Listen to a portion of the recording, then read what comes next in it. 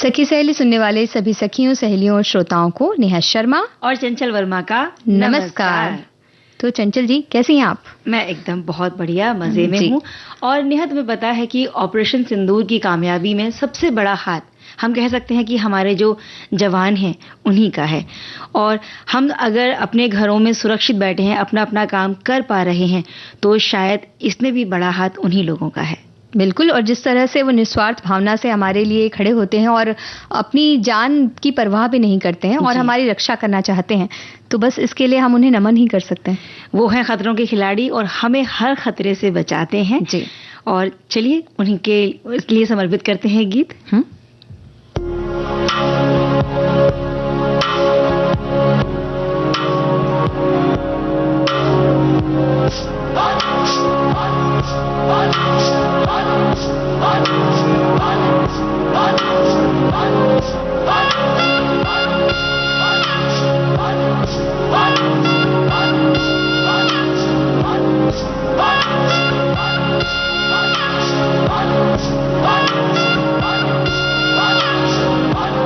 ये जो देश है तेरा, स्वदेश है तेरा, तुझे है पुकारा।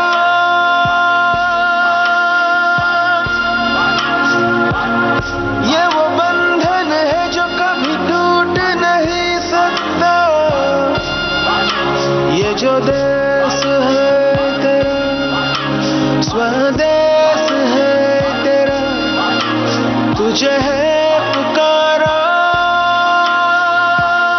ये वो बंधन है जो कभी टूट नहीं सकता।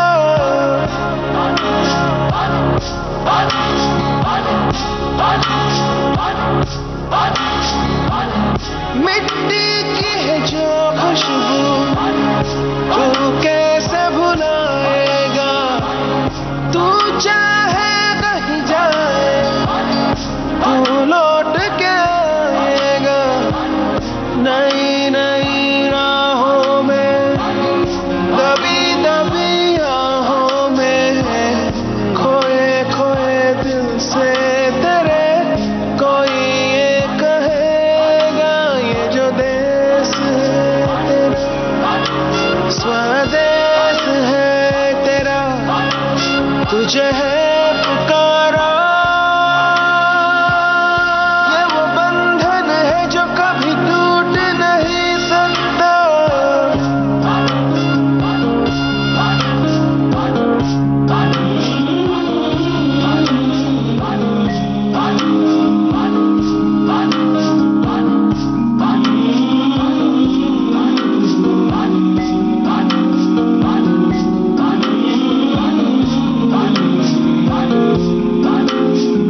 तुझसे जिंदगी है ये कह रही, सब तो पा लिया, अब है क्या कमी। यूं तो सारे सुख है बरसे, पर दूर तू है अपने घर से।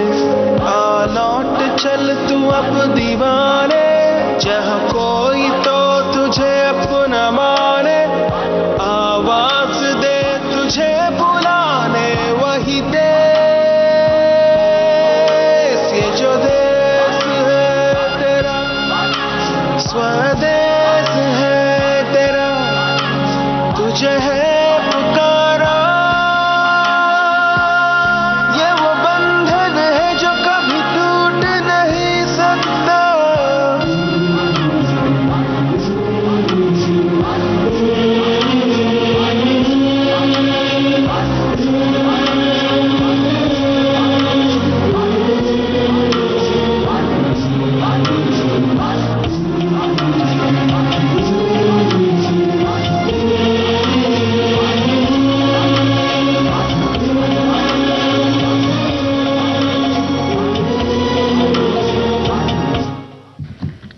तो चंचल जी, अगर देशभक्ति के गीत जब चलते हैं, हम सुनते हैं, तो ऐसा लगता है कि कुछ देर बस खो जाएं, कुछ ना करें। और हम सैनिकों को नमन करते हैं, खास तौर पर हमें ऐसे लोगों को भी नमन करना चाहिए, उन गीतकारों को या उन कवियों को जो ऐसी रचनाएं लिखते हैं। और जब कवि की बात की तो मुझे याद आया सुमित्रा नंदन पंत जी, जिनकी आज जयंती है और उनकी जयंती पर उनकी बात न की जाए ऐसा तो हो नहीं सकता। तो जो हिंदी साहित्य है इसके छायावादी युग के 4 स्तंभों में से वो एक माने जाते हैं और नए युग के प्रवर्तक के रूप में आधुनिक साहित्य में वो उदित हुए। और वो ऐसे साहित्यकारों में गिने जाते हैं नेहा जिनका प्रकृति चित्रण उनके समकालीन कवियों में सबसे बेहतरीन हुआ करता था। बिल्कुल, उन्हें इतने ज्यादा पुरस्कार मिले हैं और साथ ही उनकी रचनाओं में समाज के यथार्थ के साथ साथ प्रकृति और मनुष्य की सत्ता के बीच टकराव होता था। और उनकी रचना काल में अगर देखा जाए तो आधुनिक हिंदी कविता का एक पूरा युग का जो समय है वो व्यतीत हुआ है। इनका जन्म हुआ था 20 मई 1900 में कौसानी, जो कि उत्तराखंड में आता है, वहां पर। और जन्म के समय इनका नाम रखा गया था गुसाई दत्त। लेकिन रामायण से वो बड़े प्रभावित थे, जो और खास जो चरित्र है लक्ष्मण का, उससे उसको अपना आदर्श मानकर उन्होंने अपना नाम गुसाई दत्त से बदलकर सुमित्रा नंदन रख लिया। और इसके कुछ समय के बाद नेपोलियन का जो युवावस्था का चित्र था उससे वो प्रभावित हुए, तो अपने बाल कुछ घुंघराले और लंबे से इस तरह के रख लिए थे उन्होंने। कितनी अच्छी बात है ना, इस तरह से अगर हम अपने आप को इस तरह से बदल सकें तो। और गिरजे का घंटा शीर्षक से उनकी आई कविता पहली कविता उनकी मानी जाती है। नभ की उस नीली चुप्पी पर घंटा है एक टंगा सुंदर, जो घड़ी घड़ी मन के भीतर कुछ कहता रहता बज बज कर। बड़ी अच्छी पंक्तियां हैं जी। और आपने बताया कि ये उनकी शायद पहली कविता मानी जाती है। इसी तरह से और बहुत सारी रचनाएं उनकी आई, इसमें काव्य भी थे, तो कुछ कहानियां, उपन्यास, संस्मरण, सभी कुछ उन्होंने लिखा। कुछ प्रमुख रचनाओं की अगर हम बात करें तो ये है चितंबरा, वीणा, ग्रंथि, पल्लव, गुंजन, युगांत, युगवाणी, ग्राम्या, स्वर्ण किरण, स्वर्णधुली, उत्तरा, युगपत, लोकायतन और गीतहंस। और कहानियों में 5 कहानियां नाम से उनका एक वो आया था, ये भी बहुत प्रचलित हुआ। एक उपन्यास लिखा था हार, और एक आत्मकथा संस्मरण, ये है 60 वर्ष एक रेखांकन। कुछ यादगार चीजें हैं जो उनके नाम पर हमें जरूर याद आती हैं जी। और बात की जाए पंत जी के काव्य की तो इसमें प्रकृति चित्रण में भावात्मक, अलंकारिक और प्रतीक शैली का प्रयोग उन्होंने किया। और परंपरागत और नवीन दोनों ही प्रकार के अलंकारों का वो उपयोग करते नजर आते हैं। रूपक, उपमा, सांग रूपक, मानवीकरण, विशेषण, विपर्य, ध्वन्यर्थ, व्यंजना का आकर्षक प्रयोग उन्होंने किया है। परंपरागत और नए छंदों की भी उन्होंने रचना की और विश्व साहित्य में एक अलग स्थान उन्होंने प्राप्त किया। पद्म भूषण पुरस्कार से भी उनको नवाजा गया था और 1961 में उन्हें पुरस्कार मिला। 1968 में ज्ञानपीठ पुरस्कार से उन्हें सम्मानित किया गया और उनके नाम से उनके पैतृक गांव में एक संग्रहालय भी बनाया गया है। जहाँ पर उनके प्रयोग, जो दैनिक प्रयोग की जो उनकी चीजें हैं, जैसे कि उनका शॉल है, उनकी दीपक है, पुस्तकों की अलमारी है, ये और कुछ उनको जो सम्मान पत्र मिले या फिर हस्तलिखित उनके जो पुस्तकें हैं आदि जो सब चीजें ये सब वहाँ रखी गई हैं। और उनकी मृत्यु हुई 28 दिसंबर 1977 को इलाहाबाद, उत्तर प्रदेश में। तो हमारे पास और भी विषय हैं जिन पर हम बात करेंगे आज, क्योंकि मंगलवार का दिन है और एक विश्व धरोहर की हम बात करते हैं, तो कोणार्क सूर्य मंदिर की तरफ आज हम लेकर चलेंगे अपने सुनने वालों को। लेकिन पहले एक गीत सुन लेते हैं। बिल्कुल, लेकिन इसके पहले ये भी बता दें कि आज खाने में क्या बनेगा। ये हम बताएंगे नहीं, ये आपको बताना है कि आप इस सवाल का जवाब कैसे सुलझाते हैं। ये बड़ी एक उलझन या समस्या कह सकते हैं, खासतौर पे गृहिणियों के सामने कि घर में जितने सदस्य उनकी अलग अलग फरमाइश, तो बनाया क्या जाए आखिर।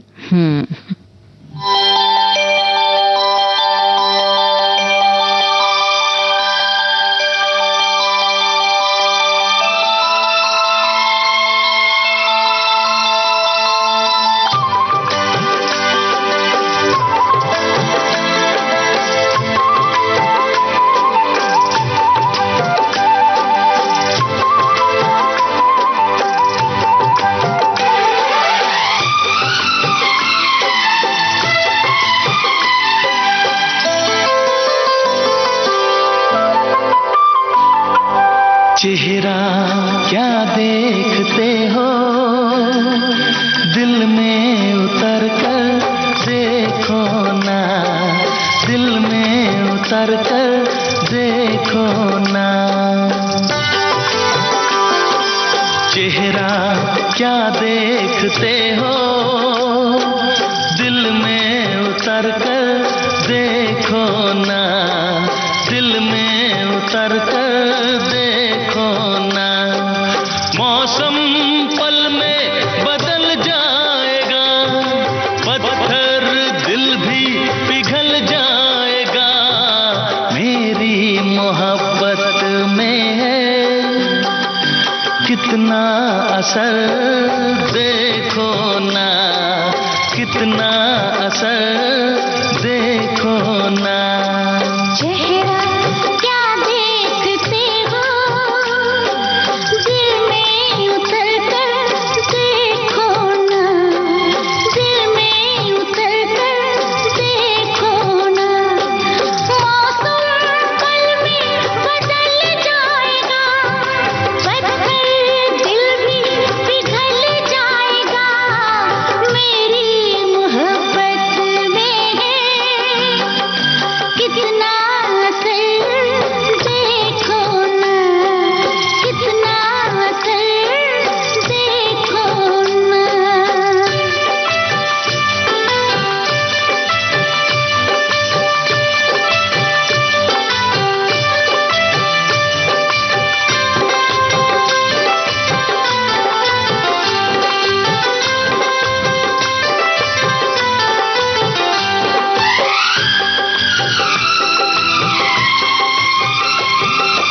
थोड़े करीब आओ, ऐसे ना इतराओ, मुझसे सनम दूर बैठे हो क्या।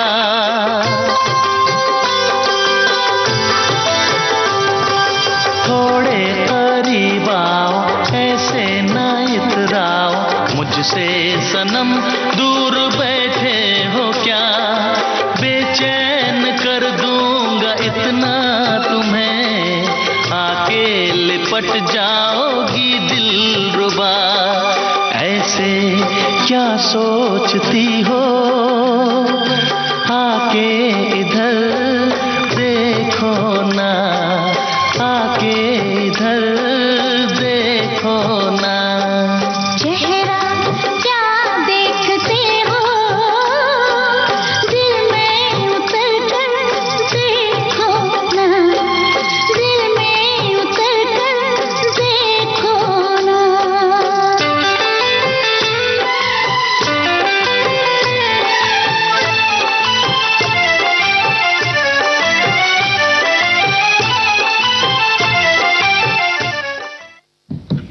और चेहरा कब देखते हैं चंचल जी? जब हम करते हैं वीडियो कॉलिंग। तो वीडियो कॉलिंग से जुड़ी हुई बहुत सारी सभ्यता हमें सीखने की जरूरत है। हमारे बहुत से साथियों ने इसके बारे में हमें बताना शुरू कर दिया है, लेकिन वीडियो कॉलिंग से पहले तो सबसे ज्यादा जरूरी है कि आपके पास एक समय हो, और उस समय के लिए आपको लेना चाहिए एक ब्रेक, जैसा कि हम लेने वाले हैं। बिल्कुल, समय हो चला है अंतराल का। जी।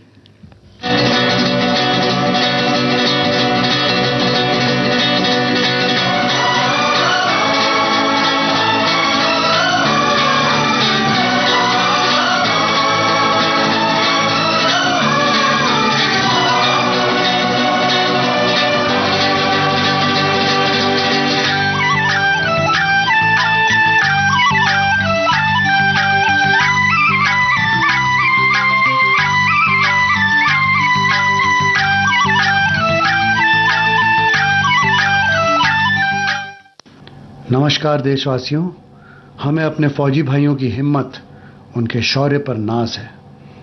उन्होंने जिस साहस और वीरता का परिचय दिया है वह अद्भुत है।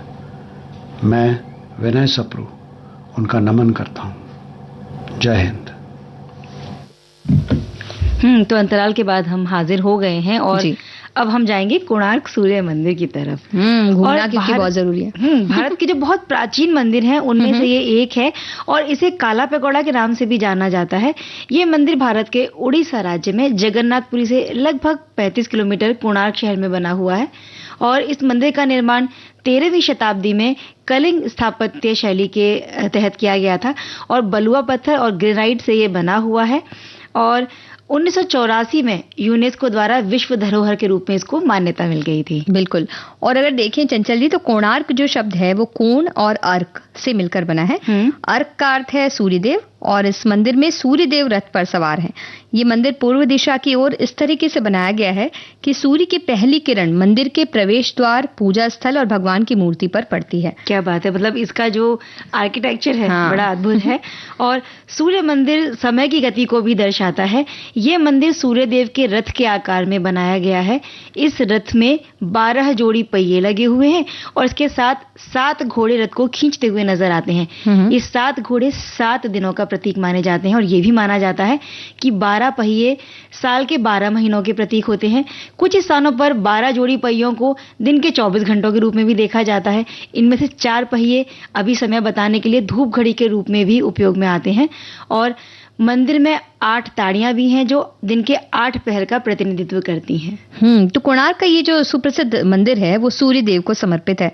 देश विदेश से बड़ी संख्या में श्रद्धालु सूर्य देव के दर्शन का आनंद लेने यहाँ आते हैं और अन्य पर्यटक भी मंदिर की बेजोड़ स्थापत्य कला को निहारने यहाँ आते हैं। मंदिर की अगर कलाकृति और नक्काशी की बात करें तो अद्भुत है। कुछ ऐसे चित्र भी इसमें शामिल हैं जो खजुराहो की याद हमें दिलाते हैं। तो जरूरी नहीं कि आप बहुत धार्मिक प्रवृत्ति के हैं तभी आप इस मंदिर में जाएं।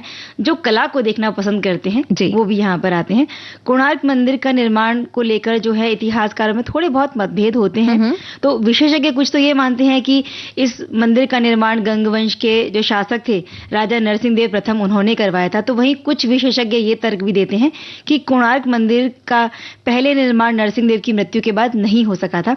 तो वर्तमान में मंदिर के अधूरे जो ढहे ढांचे हैं उनका मुख्य कारण उस ढांचे का मुख्य कारण नरसिंह देव की मृत्यु को बताया जाता है। हालांकि इस बात में कोई प्रामाणिकता तो नहीं है। कुछ जानकारों के मुताबिक इसका निर्माण 1260 में हुआ था जबकि नरसिंह देव जी का शासनकाल जो था वो 1282 तक रहा था। और इस मंदिर के इतिहास की अगर हम बात करें तो पुराणों में भी इसका उल्लेख मिलता है। पुराणों के अनुसार भगवान श्री कृष्ण के पुत्र सांब ने एक बार नारद मुनि के साथ कुछ दुर्व्यवहार किया था और नारद मुनि क्रोधित हो गए, उन्हें श्राप दे दिया। इसके कारण सांब को चर्म रोग हो गया और सांब ने मित्रवन में चंद्रभागा नदी के संगम पर भगवान सूर्य की कठिन तपस्या की। भगवान सूर्य को एक चिकित्सक के रूप में भी हम लोग मानते हैं नेहा। और ऐसी धार्मिक मान्यताएं भी हैं कि भगवान सूर्य की पूजा अगर की जाए तो बहुत सारे रोगों से मुक्ति मिल सकती है। इसीलिए सांब ने भी बहुत कठिन तप किया, आराधना की सूर्यदेव की और उनको प्रसन्न भी किया। उस समय भगवान सूर्यदेव प्रसन्न हुए और सांब को ठीक भी कर दिया। इसके बाद सांब ने कोणार्क में सूर्य मंदिर बनाने का निर्णय लिया। और ये भी कहा जाता है कि जब सांब ने ये निर्णय ले लिया और चंद्रभागा नदी में स्नान कर रहे थे तो उन्हें सूर्य देव की एक मूर्ति मिली और इसका निर्माण ये कहा जाता है कि वास्तु विशेषज्ञ और शिल्पकार विश्वकर्मा के हाथों हुआ और बाद में ये सूर्य मंदिर बनवाया गया। इस मंदिर के प्रवेश द्वार को बहाल करने के लिए रेत को हटाने का काम भी अभी कुछ दिन से शुरू किया गया है, ऐसा मैंने पढ़ा था कहीं भी। और जिन्होंने नहीं देखा है सूर्य मंदिर कैसा है तो 10 रुपए का जो नोट होता है ना उस पर कोणार्क का जो सूर्य मंदिर है उड़ीसा का उसका चित्र वो देख सकते हैं और ऐसी जगहों को तो जरूर देखने जाना चाहिए। ऐसी बहुत सारी जो विश्व धरोहर है, अन्य जो हमारे देश की मुद्रा है वहां भी देख सकते हैं। बिल्कुल, जैसे कि 20 रुपए के नोट में आप एलोरा की गुफाएं देख सकते हैं महाराष्ट्र में जो स्थित है। 50 रुपए के नोट में आपको हम्पी का जो एक रथ है कर्नाटक में हम्पी और वो देख सकते हैं आप। ऐसे ही 100 रुपए का नोट पे से रानी की वाव नजर आती है जो कि गुजरात में है। 200 रुपए का जो नोट है इस पर सांची के स्तूप बने हुए हैं जो मध्य प्रदेश में है।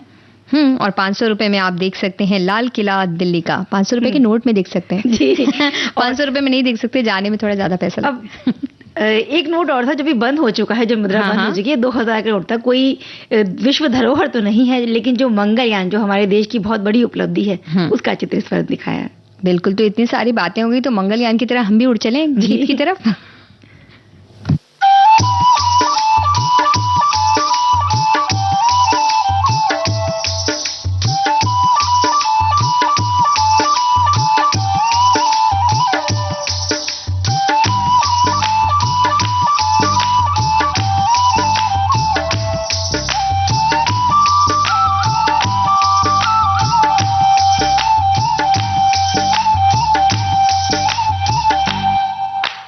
चलो चले मितवा इन ऊंची नीची राहों में, तेरी प्यारी प्यारी बाहों में कहीं हम खो जाएं।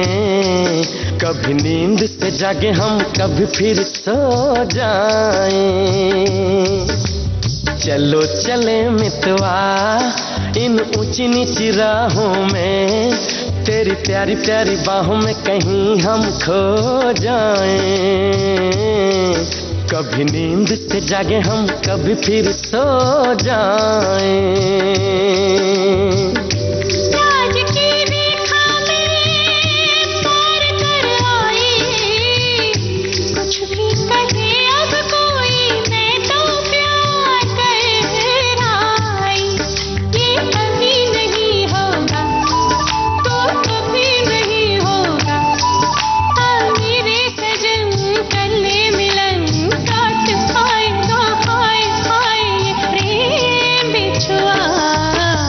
चलो चले मितवा इन ऊंची नीची राहों में, तेरी प्यारी प्यारी बाहों में कहीं हम खो जाएं।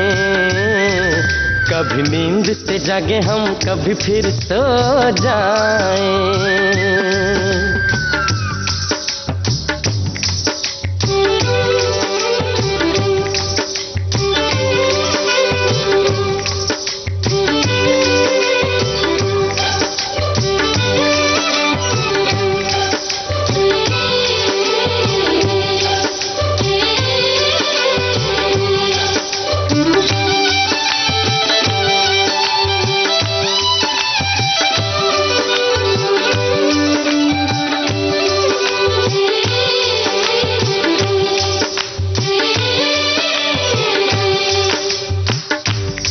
तुझे अपनी पलकों पे मैं बिठा के ले चलता हूँ,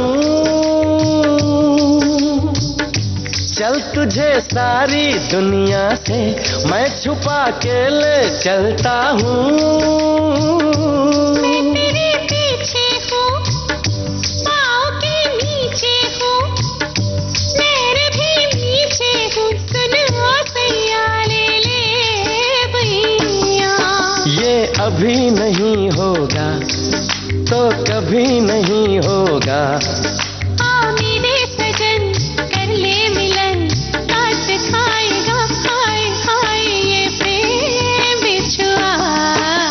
चलो चले मितवा इन ऊंची नीची राहों में, तेरी प्यारी प्यारी बाहों में कहीं हम खो जाएं।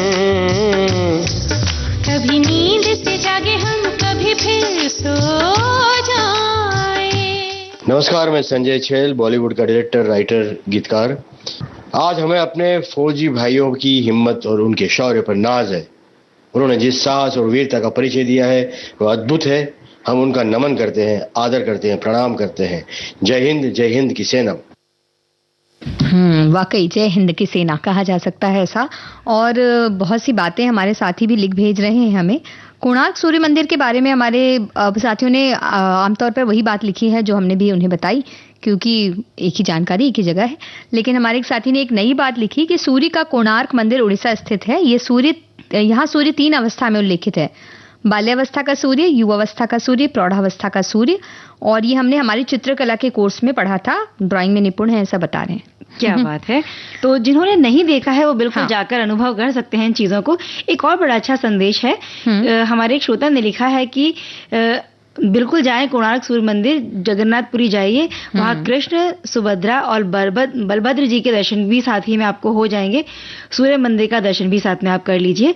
और उड़ीसा राज्य के पूरे शहर ये जो है विश्व धरोहर है। ये कोणार्क की बात कर रहे हैं जी। और यहाँ भास्कर मंदिर है, यानी कि सूर्य मंदिर है जो खंडित होते हुए भी अपने आप में परिपूर्ण माना जाता है। क्योंकि आमतौर पर खंडित होने से मूर्तियों और मंदिर में पूजा नहीं होती है, लेकिन ये सूर्य का मंदिर है। और जब हम कहीं घूमने फिरने जाते हैं, हमारे रिश्तेदार जो वहाँ नहीं आए हैं, तो हम वीडियो कॉल करके दिखाते हैं उनको कि देखिए हम यहाँ आए हुए हैं। और ना तो हम खुद देखते हैं ना उनको देखते, और चिल्लाते रहते हैं कि देखो देखो ये सूर्य का मंदिर है। तो फिर जो बाजू में घूम रहे हैं उन्हें भी पता चल जाता है कि क्या हो रहा है और सामने वाला क्या बोल रहा है और हम क्या बोल रहे हैं, क्योंकि कई बार नेटवर्क की व्यवस्था उतनी ज़्यादा अच्छी नहीं होती है, तो बड़ी मुश्किल होती है और बहुत चिल्ला चिल्ला के बातें की जाती हैं और खुद भी नहीं देखा जाता है, दूसरों को भी नहीं देखने दिया जाता है। जो घर बैठे बैठे वो दर्शन कर लेते हैं सब चीजों के। तो हम इसी विषय पर बात कर रहे हैं कि वीडियो कॉलिंग के समय आपको किन चीजों का खास ख्याल रखना चाहिए। तो वो जमाना तो अब चला गया जब एक दूसरे की चिट्ठियों का इंतजार करते थे, फिर फोन पर एक दूसरे की आवाजें सुन लेते थे, फिर मोबाइल आया तो मोबाइल में कहीं भी किसी से भी कभी भी बातें हो जाती थी, फिर इंटरनेट के साथ साथ आया सोशल मीडिया और हो गई वीडियो कॉलिंग की सुविधा। और उसके बाद तो आप बस समझ ही जाइए कि क्या हो गया एक तरह से।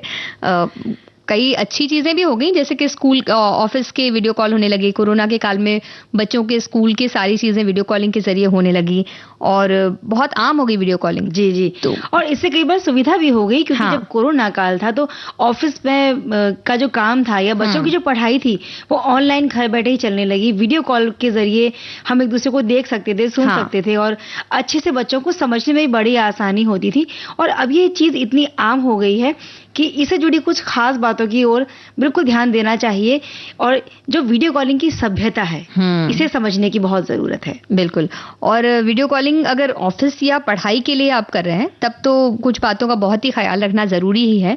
जैसे कि एक तो अच्छी जगह पर बैठे जहाँ नेटवर्क अच्छा हो, तो आपको अच्छी बार बार बाधा ना आए, ऐसी जगह पर ना बैठे कि जहाँ पर परिवार के सभी सदस्यों के ज्यादातर सामान रखें। आप अगर वहीं बैठ जाएंगे तो या तो बेचारे बंध जाएंगे, उनका पूरा काम रुक जाएगा, या तो उन्हें बार बार आना ही पड़ेगा। तो जो आप मीटिंग कर रहे हैं या कुछ भी काम कर रहे हैं जरूरी उसमें व्यवधान बार बार आएगा। तो ऐसी जगह पर बैठे और परिवार के सदस्यों को भी थोड़ा ख्याल रखना पड़ेगा।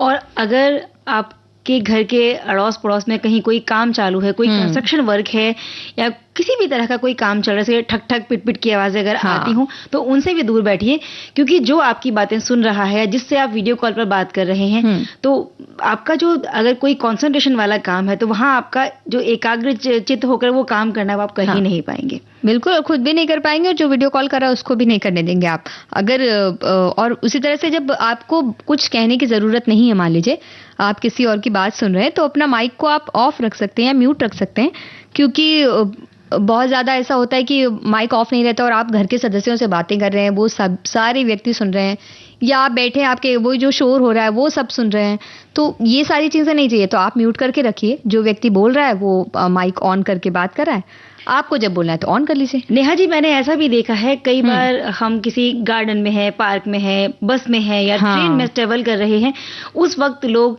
ना तो कानों में उन्होंने हेडफोन लगाए होते हैं और सामने वाले की तरफ शक्ल देखकर बड़े जोर जोर से चिल्लाकर बातें कर रहे होते हैं, तो उनकी आवाजों से जो अगल बगल के यात्री हैं जो आपके साथ में यात्रा कर रहे हैं उनको भी व्यवधान होता है, और अगर वो सो रहे हैं, रात का समय है, तो वो बहुत डिस्टर्ब हो जाते हैं। साथ ही जो बोल रहा है सामने वाला, क्योंकि आपने ईयरफोन नहीं पहने हैं तो सिर्फ आपको नहीं, जो और लोग हैं उन्हें भी सारी बातें सुनाई दे रही हैं। कई बार तो इस बहाने लोगों का मनोरंजन भी हो जाता है।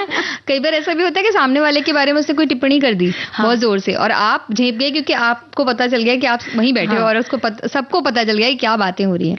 और ये मेरे साथ हाल ही में एक अनुभव हुआ कि जिस कोच में मैं यात्रा कर रही थी, वहीं जो लोग वीडियो कॉलिंग पर बात कर रहे थे, तो किसी छोटे बच्चे का, उन्हीं के परिवार के बच्चे का, वो डांस कर रहे होंगे, उसका वीडियो वो दिखा रहे थे, तो कितने लोग और भी थे जो उस बच्ची का डांस देख रहे थे। तो मैंने कहा ना कि औरों का भी मनोरंजन साथ साथ में हो जाता है। तो अभी वक्त है एक अंतराल का और उसके बाद हम आगे की बात करते हैं।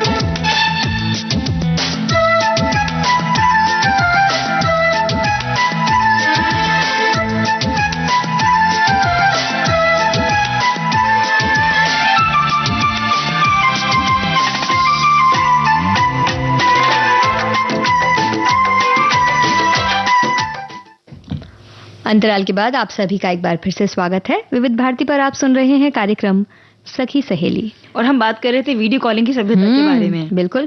और हमारे साथियों ने भी बहुत सी बातें लिख भेजी हैं। हमारे एक साथी कह रहे हैं कि जी हाँ, वीडियो कॉलिंग की सभ्यता, यही एक सभ्यता तो आजकल भली भांति ही नहीं अपितु अच्छी तरह से विकसित हो रही है।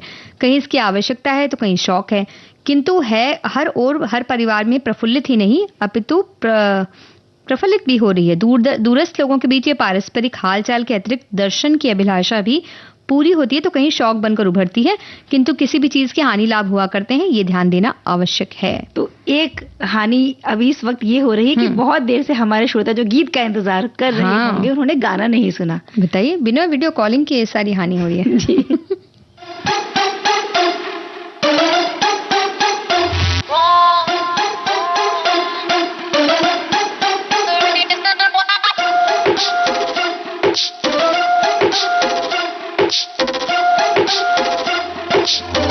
Is heavy.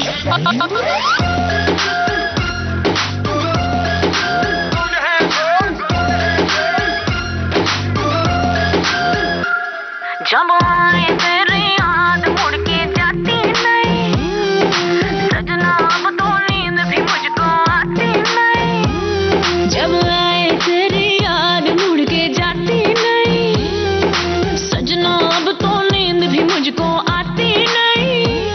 ओ मजनू मेरे यार, ये लल्ला है तैयार हो, जल्दी से लेके आ जाओ एक डायमंड की रिंग।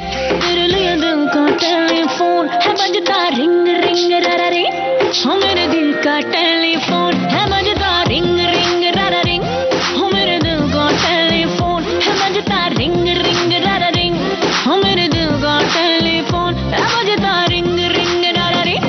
तू मेरी ड्रीम गर्ल बन जा रे, I'm searching for your love, ओ मेरी जान चली ना जाए, I'm searching for your love।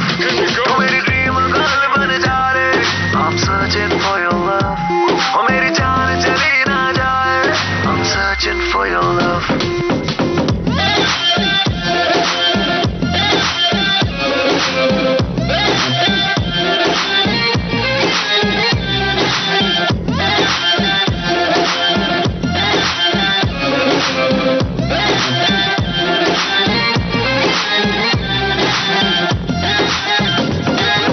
तुझसे बातें करके मुझे लगता है अच्छा है, झूठे बाकी सारे मैं आशिक हूँ सच्चा।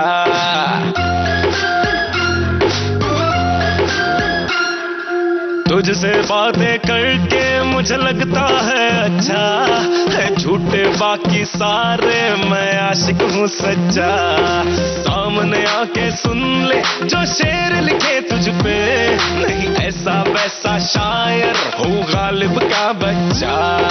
तेरी जो कलाई मेरे हाथ लग जाए, बल्ब मुकद्दरों का मेरे जग जाए, कहने लगे मेरे सपने यही कभी मिल जा तू आके। मैं मांगू तेरा हाथ, मुझे रहना तेरे साथ, हाँ रानी मैं तेरी, मेरे दिल का तू ही किंग। तेरे लिए दिल का टेलीफोन है बजता रिंग रिंग रा रिंग, मेरे दिल का टेलीफोन है बजता रिंग रिंग रा रिंग, सजना दिल का टेलीफोन है बजता रिंग रिंग रा रिंग, हो मेरे दिल का टेलीफोन है बजता रिंग रिंग रा रिंग। तू मेरी ड्रीम गर्ल बन जा रे, I'm searching for your love, ओ मेरी जान चली ना जाए, I'm searching for your love। तू मेरी ड्रीम गर्ल बन जा। नमस्कार, मैं हूं उदित नारायण। अपनी भारतीय सेना के सशस्त्र बलों को बधाई देता हूं ऑपरेशन सिंदूर की सफलता पर। उन्होंने जिस शौर्य और पराक्रम से दुश्मनों को परास्त किया। जय भारत। तो वीडियो कॉलिंग किस तरह से की जाए, है ना चंचल जी? यही हम बात कर रहे हैं और हमारे सुनने वाले भी इस बारे में बहुत सारी बातें लिख रहे हैं। वही अगर घरेलू या परिवार के किसी सदस्य के साथ अगर आप वीडियो कॉल कर रहे हैं तो कुछ बातों का ख्याल रख सकते हैं। अगर आपके पास समय ना हो तो पहले ही बता दें, ऐसा ना हो कि आपके कॉल के दौरान दूसरा जो है वो किसी और काम में उलझा रहे। हाँ, और कई बार ऐसा होता है कि वीडियो कॉल करने के दौरान कॉल करने वाले व्यक्ति से आप बात करें। ऐसा नहीं होता कि उनको उलझा देते हैं, फोन कर देते हैं, फिर घर भर के काम लेकर बैठ जाते हैं, फोन लेके घर घर में घूमते रहते, पूरा घर दिखा देते हैं, किचन के काम करने लगते हैं, मिक्सी विक्सी चलाने लगती हैं कई बार महिलाएं, और ऑफिस के काम करने लगते हैं, 1 मिनट एक मेल भेज रहा हूँ, 1 मिनट एक मेल भेज रहा हूँ, तो वो बेचारा तो तुम्हारे साथ में लगा हुआ है वीडियो कॉल पे। एक हाथ में मोबाइल है और किचन में अगर काम करते हैं तो एक हाथ में चमचा है। कुछ लोग बागवानी करने लगते हैं लगा के, कुछ घर के सदस्यों से बात करने लगते हैं दूसरे को वीडियो कॉल में लगा के, और आप पड़ोसी आ जाते हैं, उनसे बातें करने लगते हैं। और ऐसे इस तरीके के काम जब आप जिस व्यक्ति को आपने वीडियो कॉल में उलझाया अपने साथ या बात करना चाह रहे हैं, उन्हें आपने बिल्कुल ही बिठा दिया है और वो बेचारे काट भी नहीं सकते फोन सभ्यता के चक्कर में, और आप उनसे बात नहीं कर रहे हैं, वो बेचारे बोर हो रहे हैं और वो कुछ कर भी नहीं सकते। और एकदम जरूरी हो गया, जैसे मान लीजिए कोई आ ही गया, कोई कुरियर आ गया, कुछ आ गया, आपको जाना ही है, तो अपना माइक एक बार उन्हें बोल के माइक को म्यूट कर दीजिए। सारी बातें क्यों सुनना है। बिल्कुल, हम यही बात कर रहे हैं कि क्या सभ्यताएं हैं या किन बातों का खास ख्याल रखना चाहिए वीडियो कॉलिंग के समय। और अगर कोई वीडियो कॉल ग्रुप पर चल रहा है तो पूरे समय खुद ही कुछ ना कहते रहे, जो और अन्य सदस्य हैं इस ग्रुप के जो कॉल पर बात कर रहे हैं उनको भी अपनी बात कहने का मौका देना चाहिए। अगर कोई एक बात कर रहा है तो दूसरे को साथ में नहीं बोलना चाहिए, नहीं तो क्या होता है ना, दोनों की बातें ऐसे होती है कि घौच-घौच हो जाता है, एक की बात समझ में ही नहीं आ पाती है। तो एक एक करके आप बात करें, या आप हाथ खड़ा करके इशारे से बता सकते हैं कि अब आप कुछ कहना चाहते हैं, और जो अन्य सदस्य साथ में बात कर रहे हैं वो भी इस इशारे को समझे कि सामने वाले को भी कुछ बोलना है, अब हम चुप हो जाएं। बिल्कुल। और कई बार सिर्फ ताने और शिकायतें भी बहुत चलती हैं कि फोन कर दिया, हाँ तुम्हें कहाँ टाइम मिलता, और तो जो 5 मिनट 10 मिनट 1 घंटे आधे घंटे जो भी आपने निकाले हैं उसमें बात कर लीजिए। या घर के सदस्यों को लेकर कई बार टिक्का टिप्पणी करने लगते हैं कि जो घर के सदस्य बैठे हैं उनको लेकर हम वीडियो कॉल में किसी को सारी चीजें बता रहे हैं कि ये तो पड़े रहते हैं, ये तो ये करते हैं, ये तो वो करते हैं, तो ऐसे में उनको अच्छा नहीं लगता। और कई बार ऐसा होता है कि हम परिवार के सदस्यों को वीडियो कॉल में जोड़ देते हैं। अब उन्हें बात नहीं करनी है मान लीजिए, पर वीडियो कॉल में तो चेहरा साफ दिखता है, और फोन कॉल में तो आप मना कर देंगे इशारे से, लेकिन वीडियो कॉल में तो आप हो सकता है आप मना करें और आपके सामने कैमरा आ गया, तो ये सामने आ जाता है, सामने वाले को पता चल सकता है कि इसे बात तो नहीं करनी, जबरदस्ती कराई जा रही है। कई बार हम बात करने से बचना चाहते हैं, इसलिए दूसरे को फोन पकड़ा देते हैं। तो आप बड़े सलीके से उनसे कह दीजिए कि भाई अभी आप किसी काम में व्यस्त हैं, आपको कहीं जाना है, लेकिन उस बात को टालने के लिए किसी और के ऊपर वो वीडियो कॉलिंग को थोप देना, ये गलत होता है। तो ये भी एक सभ्यता की ही बात है, इन चीजों का भी ख्याल रखें। हमारे एक साथी ने बड़ी अच्छी सी बात लिखी है एक संदेश के जरिए, वीडियो कॉलिंग की सुविधा ये तो मुझे बहुत भाया। लोगों से मिलना जुलना कई बार नहीं हो पाता है, बच्चे और परिवार के सदस्य या मित्र बाहर हैं तो इसी बहाने एक दूसरे को हम देख लिया करते हैं, क्या बनाया, क्या खाया, कैसी ड्रेस पहनी है, ये भी दिखाई दे जाता है। और अभी हाल ही में हमारे परिवार के एक सदस्य बीमार थे और हॉस्पिटलाइज थे, तो वीडियो कॉल के जरिए ही उनसे बात हो जाया करती थी, लेकिन अब वो स्वस्थ होकर घर भी आ गए हैं। बिल्कुल। तो यहाँ ये भी कहना चाहेंगे कि अगर वो कोई मरीज है, बच्चे हैं या बुजुर्ग हैं, तो उनके साथ लंबी लंबी वीडियो कॉल मत कीजिए, क्योंकि उनके लिए अच्छा नहीं है। वो कई बार थक जाते हैं, हम बात किए जा रहे हैं, हम अपनी कुछ बातें बताने लगते हैं, हम भूल जाते हैं कि वो मरीज हैं या बीमार हैं कहीं, तो बस कॉल करने के लिए थोड़ा सा पूछ लें उनके बारे में और फिर छोड़ दें। और यही वीडियो कॉल अगर आप हॉस्पिटल के अंदर कर रहे हैं तब तो खास ख्याल रखना होगा, क्योंकि अन्य मरीज भी इससे प्रभावित हो सकते हैं। जी। और हमारे एक साथी कह रहे हैं कि वीडियो कॉलिंग ने आपस में लोगों को जोड़ा है, इसमें आवाज के साथ उस बंदे को हम देख सकते हैं। एक बार हमारी मौसी ने अपने सासरिये में वीडियो कॉल लगाया था, तो उनकी 10 वर्ष की छोकरी दिखा दिखा के बोलती इनका मुंडो देख, इनको मुंडो देख, और हंसती थी।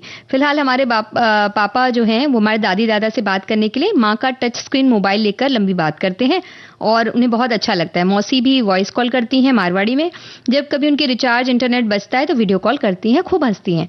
तो ये सब चीजें तो फिर भी आपके जो रिश्ते हैं उन्हें बहुत अच्छा बना देती हैं, लेकिन बेवजह अगर आप कॉल कर रहे हैं और सामने वाले को परेशान कर रहे हैं तो थोड़ा सोचना चाहिए।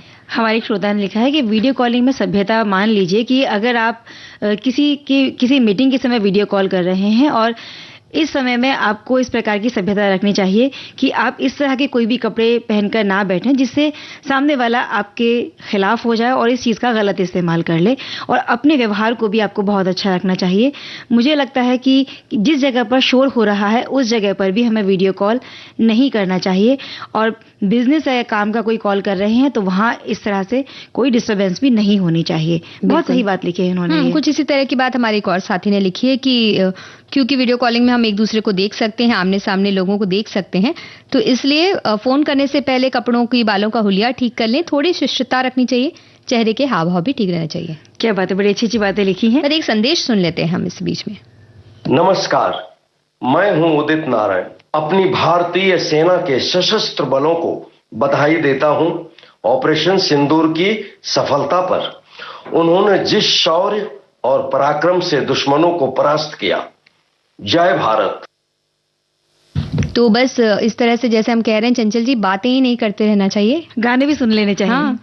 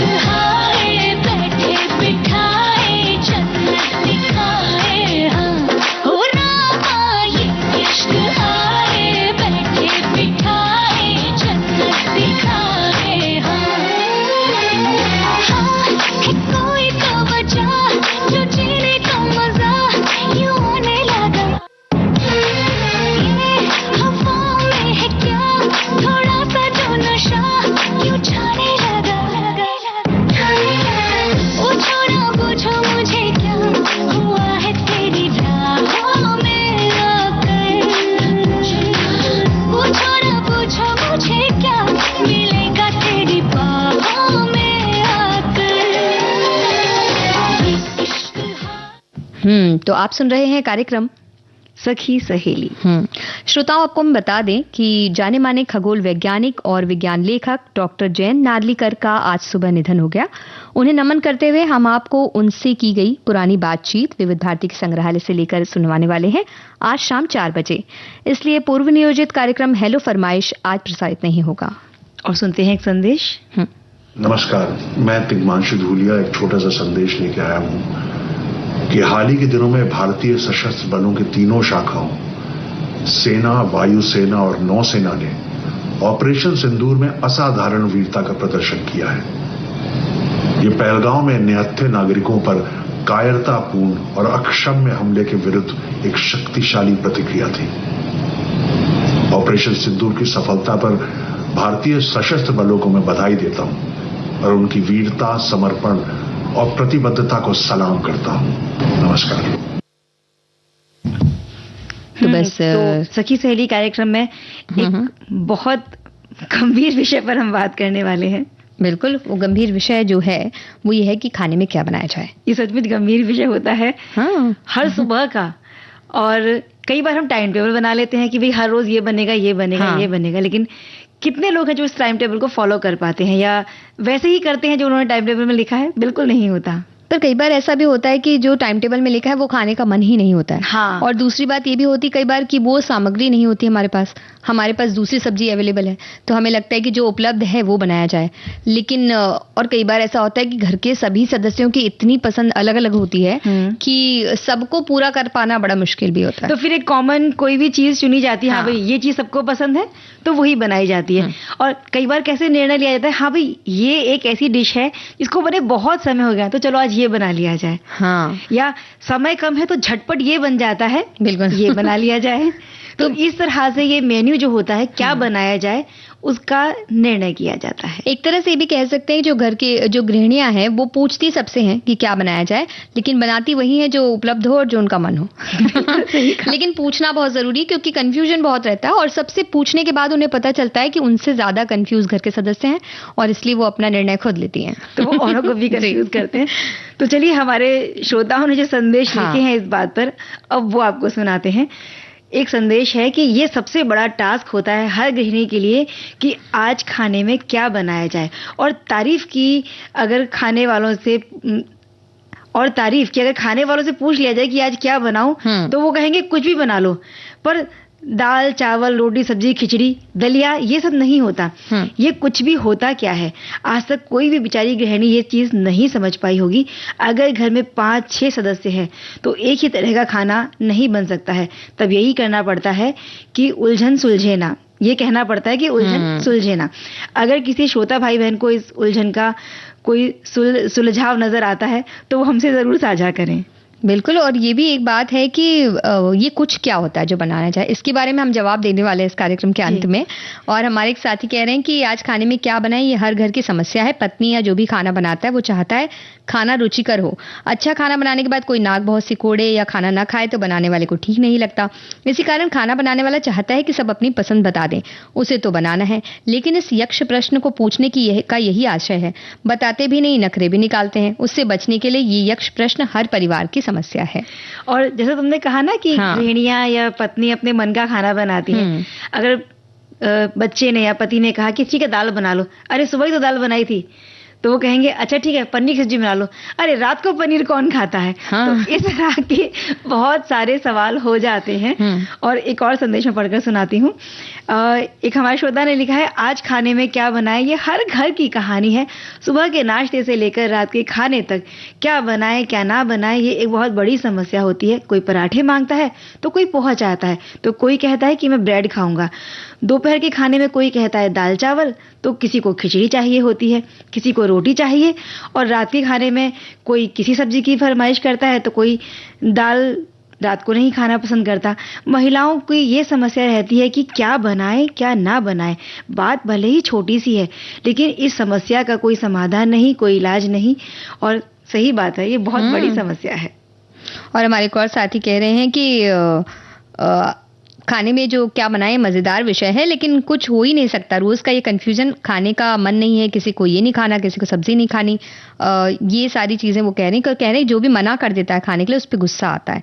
और जिसे आधे सदस्य को रोटी खानी है और आधे सामने वाला कह दे कि मुझे कुछ और खाना है तो गुस्सा आता है। और सब्जियां इतनी सारी होती हैं लेकिन खाने का कुछ भी मन नहीं करता।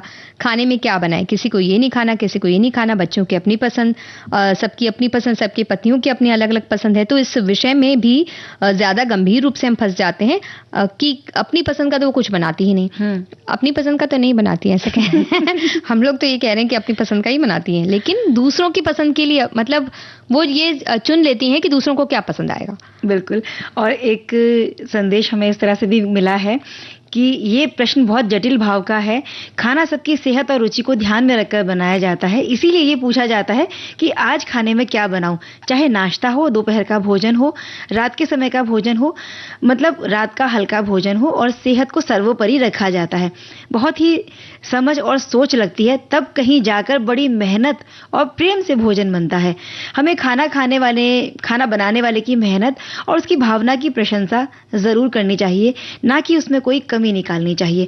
अगर कोई छोटी सी त्रुटि रह भी गई है तो समय पर नहीं, हल्के फुल्के अंदाज से बाद में इसको व्यक्त किया जा सकता है, ताकि सामने वाले का मन दुखी ना हो और उसकी त्रुटि है उसको भी वो ठीक कर ले। और आज खाने में क्या बनाए, ये बात हम महिलाओं के लिए बहुत मुश्किल सवाल है, जो हम रोज अपने आप से करते हैं। श्रीमान जी से पूछते हैं, अभी बेटा आया है तो उनसे सवाल करते हैं, कभी कुछ मदद मिल जाती है, कभी अपने मन से कुछ बनाते हैं। बस एक बात है, ज्यादा कोई नखरे नहीं करता, इसलिए अपने मन की चल जाती है। तो इसी बार पे हम मन का एक गीत चला लेते हैं।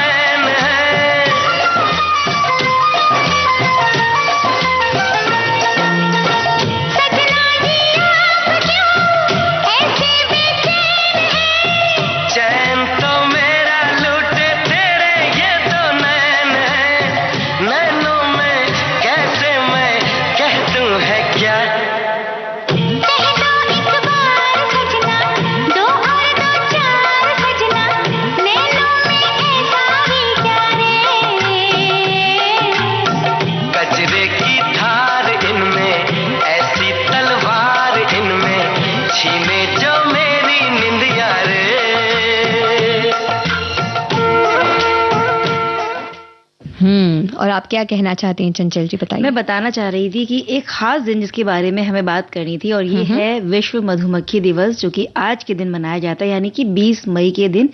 और मधुमक्खी और अन्य परागणकों जैसे तितलियां, चमगादड़ और हमिंग बर्ड जो होते हैं, उनके जीवन और मानवीय गतिविधियों से वो खतरे में आ रही हैं। इस पर जागरूकता के लिए ही ये दिन मनाया जाता है। परागण बहुत सारी खाद्य फसलों सहित कई पदार्थों के पुनरुत्पादन में भी सहायक होते हैं, इसलिए इन चीज़ों के बारे में जागरूकता हो, ये बहुत ज़रूरी है। और स्लोवेनिया के बी कीपर्स एसोसिएशन के नेतृत्व में संयुक्त राष्ट्र के समक्ष विश्व मधुमक्खी दिवस बनाने का प्रस्ताव रखा गया था, और जिसे 7 जुलाई 2017 को इटली में आयोजित संयुक्त राष्ट्र के खाद्य एवं कृषि संगठन के 40वें सत्र में अनुमोदित किया गया। और पहली बार 20 मई 2018 को ये दिवस मनाया गया। मधुमक्खियों का लाभकारी कीटों में एक बहुत खास स्थान होता है। मधुमक्खी से हमें शहद के रूप में एक स्वादिष्ट पौष्टिक पदार्थ भी मिलता है, जिसके लिए कह सकते हैं कि कोई और विकल्प है ही नहीं, वो इतना अच्छा होता है। और कृषि उत्पादन में भी इनका महत्वपूर्ण योगदान है। बिल्कुल। और हर दिवस की जैसे एक थीम होती है, इसलिए आज के इस दिन की थीम है प्रकृति से प्रेरित मधुमक्खियां हम सभी का पोषण करती हैं। और ये थीम कृषि, खाद्य प्रणाली और हमारे प्राकृतिक स्वास्थ्य में मधुमक्खियों और अन्य परागणकों की महत्वपूर्ण भूमिका पर प्रकाश डालती है। और साथ ही साथ क्या होता है मालूम है कि कुछ तो क्या बनाया जाए खाने में, हमने बताया था ना, कुछ तो ये होता है जिससे सभी खुश हो जाएं और सब प्रसन्न रहें, और कुछ थोड़ा सा रोचक होना चाहिए, इसलिए कहा जाता है कुछ भी बना लीजिए। तो अब कुछ भी नहीं बना सकते हैं क्योंकि वक्त हो चला है कार्यक्रम से इजाजत लेने का। तो स्वीकार कीजिए नेहा शर्मा और चंचल वर्मा का नमस्कार।